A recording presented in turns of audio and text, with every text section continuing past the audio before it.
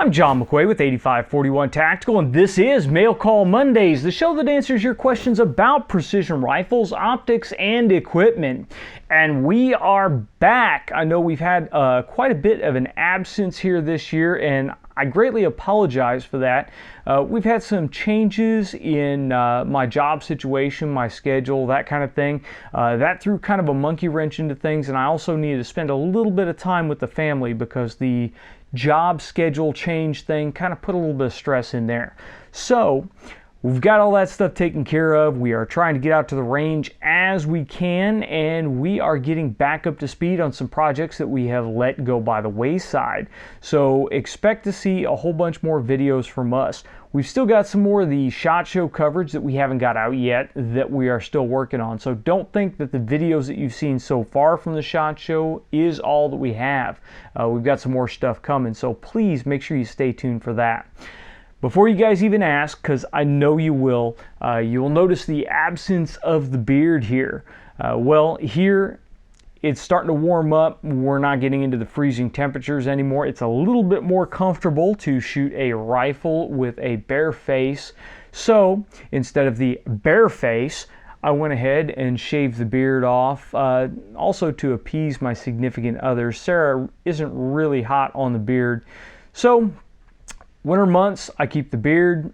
Spring, summer, we go ahead and go clean shaven. But don't worry, you'll see the beard come back next fall.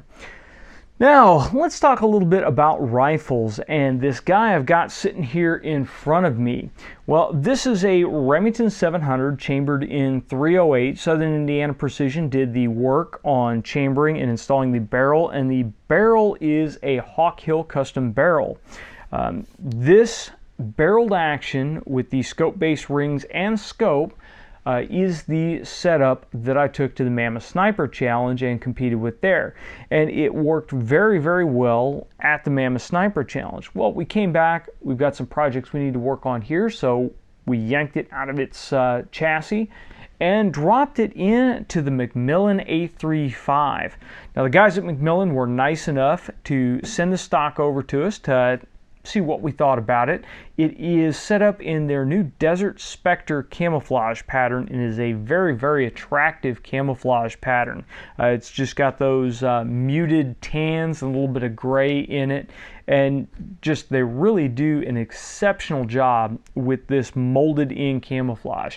Now, the pattern is actually molded into the stock. I don't have to worry about barricades scraping it up and removing the finish. It actually is molded in, so it is part of the gel coat in the stock itself. And now, obviously, if I cut really, really deep into it, I can't get past it, but you'd have to do some serious damage to it to get in there. Why a McMillan stock, you might ask? Well, we've spent so much time with chassis here lately, I seem to think we've neglected what a lot of our shooters prefer. And it really has gotten to the point that is a personal preference on if you go with a traditional style fiberglass stock or a new chassis system. Now, the fiberglass stock does not really give up anything in the accuracy realm. But one of the reasons that we are working with this is because there's an age-old myth that you have to glass bed these fiberglass stocks.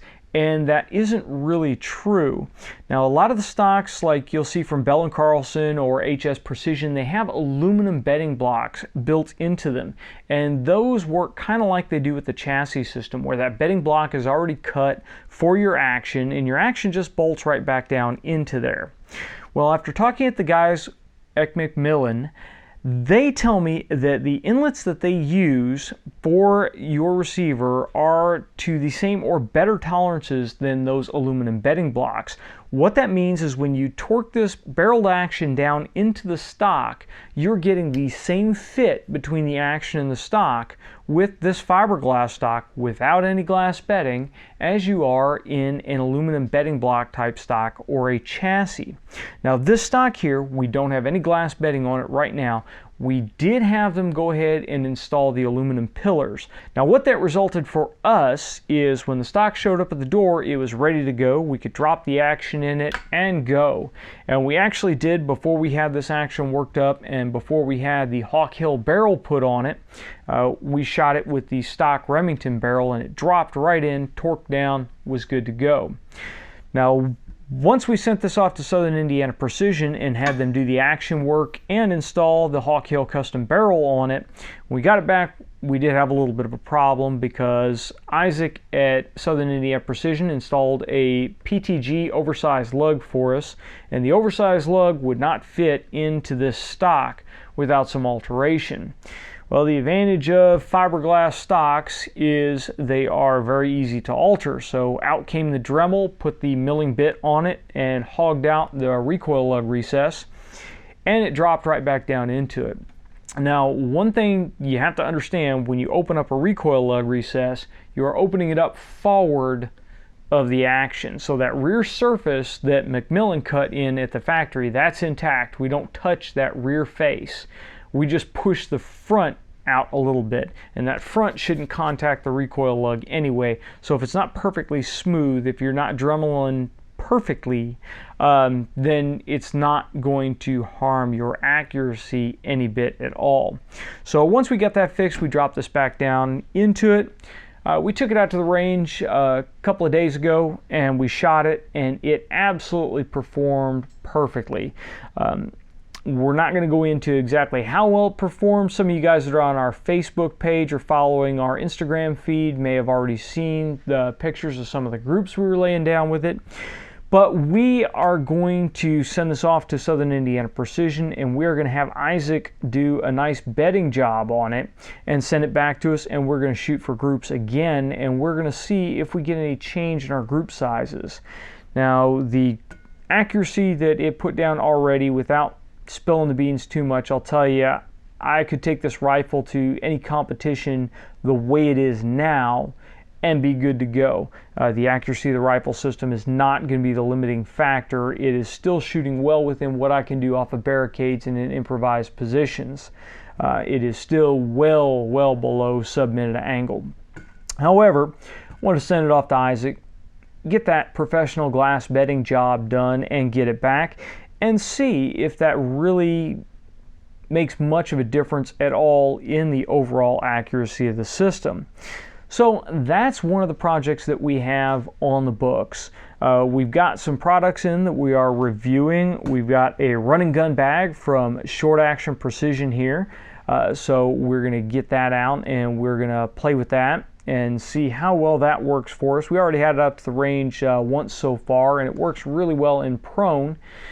But it's got a whole lot of other tricks that we want to see how well it performs before we talk to you guys on that. We also are still doing the Ma 10 6.5 Creedmoor build. We are just getting ready to install the barrel on that. That will be the next installment. We'll drop the barrel into the upper receiver and let you guys see how that works out. We are going to have to use a couple little tricks to get that in there because right now the barrel is an interference fit to the upper receiver. That means it will not just slide in there by hand. So make sure you stay tuned to see how we resolve that issue. I wanted to take questions for Mail Call Mondays this Monday, but I thought it was more important to let you guys know what is going on with the channel and that we're not going anywhere. We are here for the foreseeable future.